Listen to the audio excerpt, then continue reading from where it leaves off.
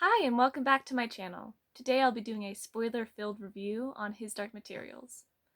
So I originally was gonna just do like a brief kind of review on this and a wrap-up, but once I finished the book, it was just too good and I had too many thoughts to not just talk about it for a little while.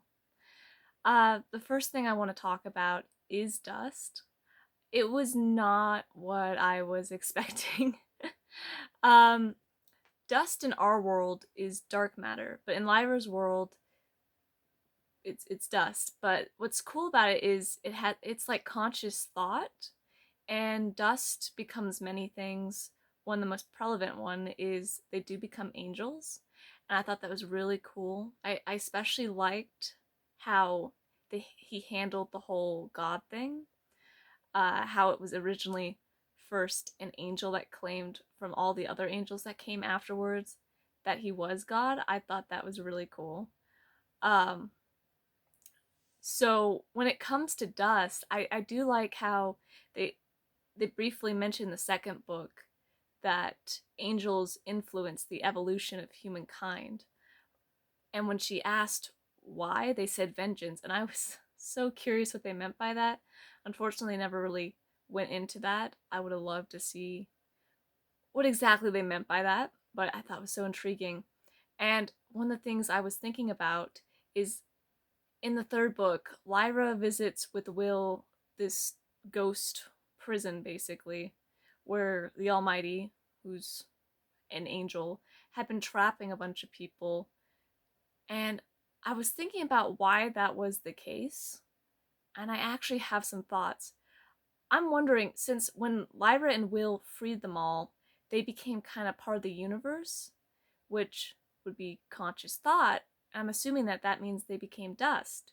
And if they became dust, eventually they'll become angels.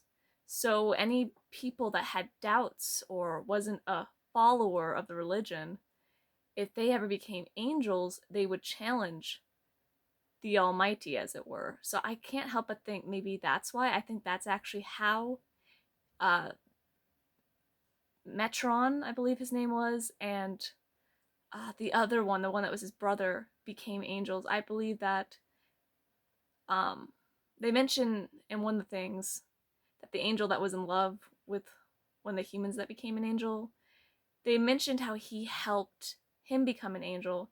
And I'm guessing he probably helped by making sure he didn't go to that ghost prison, which helped eventually cause him to become an angel. He probably even knew the steps to make his conscious thought get a form. And I think maybe he even helped Metron because he was his brother, and that would explain some things. Maybe I'm wrong. It's a theory of mine, but that's what I was thinking.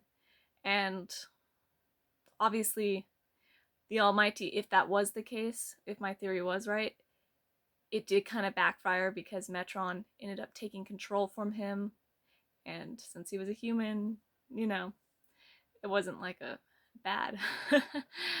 uh, so yeah, that was my thoughts on that. But speaking of which, the Almighty, I did not like how him and Metron were defeated. I felt like that was super anticlimactic. I do like how Lyra's parents sacrificed themselves, but I just thought the whole battle felt really rushed. I mean, was it like a chapter or two? I was kind of expecting a little bit more on that, but yeah, they took care of it, I guess. um, and then I wanted to talk about the ending. I liked how they did parallel Adam and Eve with the whole kiss and it slowing down the dust, and um, Dr. Mary being the serpent that tempted them by explaining human attraction, I believe. So I thought that was kind of cool. Um, I do wonder how it was them themselves that really mattered when it came to that whole thing, though, because, like, hasn't a bunch of people fallen in love? So why didn't that slow the dust? But yeah, that's just me. um, One of the complaints I did have about book three was Dr. Mary's chapters. Or not really chapters. Whenever they went to her, I got so bored, and I know I shouldn't have been, but like I didn't think the garden was so fun. It was, I don't know. I it kind of like I wanted to go back to the others, so you know. And what's weird is I do love Dr. Mary. She was probably one of my favorite characters. I just thought her storyline was kind of slow when it came to the third book. Um, find it interesting that she was a nun and then she stopped believing, and it was just funny how she ended up kind of in a way helping out the whole Bible thing with the falling and stuff. And I'm like, oh, you become a scientist and then this happens. I don't know. I thought it was amusing. Uh, Speaking of characters, I loved Lyra. Not as much in book 2 and 3. I feel like she kind of lost a lot of her personality that made me love her. I loved her feral, courageous, jumping into things head first kind of personality. I thought it was refreshing. But then like she said after like book 2, she's like, "Oh, I'll listen to whatever you say, Will. I won't even look at the golden compass unless you tell me to." And I was like, "What? What happened here? You used to be so fierce, and now it's." But speaking of which, I loved Will. I love how he was a kid, but he had more of an adult kind of personality because he was forced to grow up because of his whole taking care of his mom that wasn't completely there. And he still had like childish, well, thoughts, I guess. Like with his dad, like not that it was childish for him to want him back, but just the way he was thinking, like I gotta take up his mantle and stuff like that was it was sweet, you know. Um, Lyra's parents were so complex and jerks. But like in a weird way, I liked it. Like I liked that they were kind of selfish human beings, but like at the same time they weren't completely bad, except for like Lyra's dad was somewhat the worst with killing Roger. Like what? Like how would you even justify? And the worst part is there was like holes throughout the worlds anyways. I mean, if he had really tried, I'm sure he could have found a hole. I mean, Lord Borel, I'll just call him Charles. That's the one I can't help but remember easier. He found some. Like, I'm pretty sure you're at least claim to be smarter than that guy. So, you know, you didn't have to kill a kid, but what are you gonna do, right? uh, and then I guess one of the things that really stood out to me was Lyra's mom, how much she cared for her, but she couldn't show her it the right way.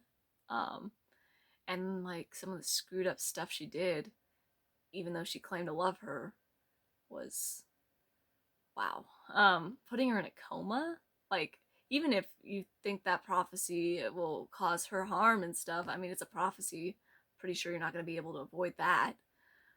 Speaking of which, who gave the prophecy out? Like, how did they know? Like, I get with the Golden Compass how they would understand what's going on in the world. Like, the dust is aware, from what I understand, everything that's going on in the different worlds. But how they know the future? Like, who's the one that came up with that prophecy? I want to know. um, and then, like, I hated one thing is that they kept on saying how important it was that Will give the knife to um, Lord Asriel, and then I hope I said that name right. I'm not really great with names, but then like he really didn't need to be there at all.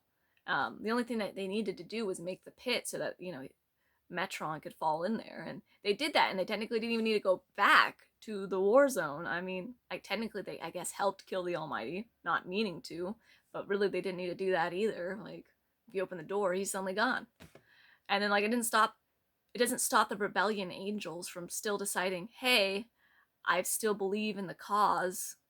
I mean, I don't see how just killing the Almighty and Metron stops these beliefs. But maybe we'll get more information when it comes to, I think, the sequel series, which is like the Book of Dust, which I'll be reading. I need to know what goes on. um, but yeah. So, okay, another thing I want to mention is I do love the concept of the animals in Lyra's world and how really, um, even in other worlds, you have them. They just are not outside of you. And then I just really enjoyed how, when they were separated from their demons, which was heartbreaking, um, Will finally got to see the form his soul took, which was interesting. I mean, I am a little curious why it didn't just pop up when he went to Lyra's world, though, because his dad did. I don't know if it took a lot of time for his dads to pop up, or if it was kind of like with Mary, where he eventually learned to see it and make it manifest, or what. But you know, not too much complaints there. I love how in the first one they were severing the soul from you and like you became soulless in a way. I wanted to see more on that. Actually, I wanted to see the after effects more than just the nurse and the soldiers we never saw but heard of. I would have loved to see a kid or even the demons more afterwards and how they dealt with the whole separation in such a permanent way. I thought that would have been kind of cool to see more on. I loved the armored bearers. Even though we didn't see too much of their culture, I felt like I knew well, not everything, but a lot of what they did and how they thought, which I thought was pretty cool. And I love how he's like, you can't trick a bear. And then, sure enough, Lyra's able to because that bear wants to be human so bad. I thought that was really cool. Um, One thing that kind of bothers me is they made such an emphasis on Metron seeing Will and I guess memorizing what he looked like just from that one glance. And then it never really came up again, not that I could remember. Like, I would expect him to be able to chase him no matter where he went or something like that, but no, we don't really hear much more on that. And I have a question. So with the demons, it seems like once either puberty, well, I don't think it's puberty because I mean, I don't want to say it didn't seem like Lyra went through puberty, you know what I mean, in order to have her demon settle. It seemed more like when she realized sexual attraction, I guess it best way to say it, that's when it settled. So if you're in a coma or you never have those urges ever, does your demon never settle? Does it continually shift shapes? Because the reason I wonder is Lyra was in that coma. If she had never been rescued, would it have never settled? Just a thought I had. And I mean, I'm an asexual, and so I've never had those urges. So I wonder if I was in Lyra's world, if my demon would never settle. I mean, I wouldn't be opposed to that. I would love just having a continually shifting soul. I think that'd be cool.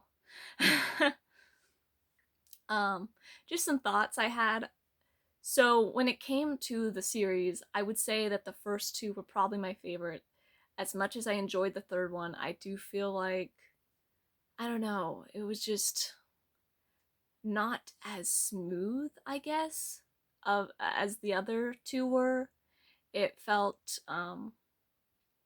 like I don't know, more jumbled. I liked the concepts in them, and I love how he portrayed them. I loved how they mentioned when they can't stay in the same world or else one of them will die. I like how they mentioned that since they are in the same spot in their world, that in a way they'll be sitting next to each other. That was sweet. I didn't like how they mentioned marriage, not between themselves, but like even them talking hypothetically about how they'll eventually marry and stuff. How it wouldn't be right to compare. I guess I'd have to reread that part, but all I could think in that moment was, "You're 12. Why are you talking about marriage?" Like, chill, guys. You had a few kisses. Let's not get ahead of ourselves. And you just realized that you are attracted to people. I don't think you should be throwing around marriage right now. We can relax. um. So yeah, I think that's everything I really want to talk about. I'm sure there's more that I'll think about later, but I mean, as far as this goes, maybe I'll talk more on my thoughts and the Book of Dust if I have anything new come up. If anyone has their own theories of everything going on, or if I was wrong in anything I said, feel free to comment. Or if you just want to discuss some stuff, also feel free to comment. I really enjoyed this series. I don't typically like to rate my books by stars. If I like it, I like it. And this is one of those series I would reread, so it will be for sure going on my shelf, because I do want to revisit this world. Besides the sequel, it was really good, and I'm surprised it was meant for children in any way because it was such a mature book, and like the concepts alone were just amazing. I mean, I've seen those types of concepts going against God, or the people that claim to be God, or the person that's working for God. You know, I've seen that stuff happen before, but I'm always intrigued when I see it happen. I think it's interesting, and yeah.